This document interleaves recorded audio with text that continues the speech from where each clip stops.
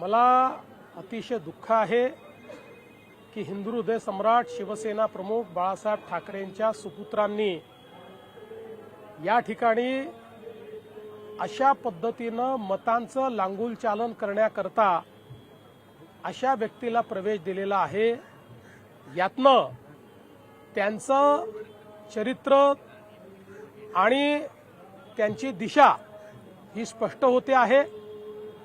त्यांना आता लांगुल चालन करायचं आहे, विशिष्ट लोकांचे जोडे चाटायचे आहेत आणि त्यातनं मतं मिळवायची आहेत।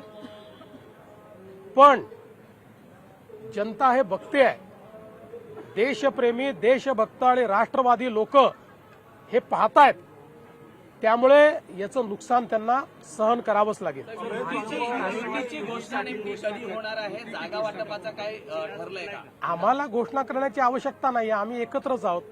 ते वेगवेगळे होते, पुतीन आणि झेलेन्स्की एकत्र आले तर युती करावी लागते, त्यामुळे त्यांनी ती एकत्रित येऊन केली। पण त्यांनी काय केलं हे माहितीच नाही, केली म्हणतात पण जागा घोषित केल्या नाही। आमचं नीट चाललेलं आहे, सगळं झालं की तुम्हाला सांगून देऊ। आमची युती आहेच, आता जागा वाटपच तुम्हाला सांगायचं। पढ़ते रहिए fight against criminal daily newspaper.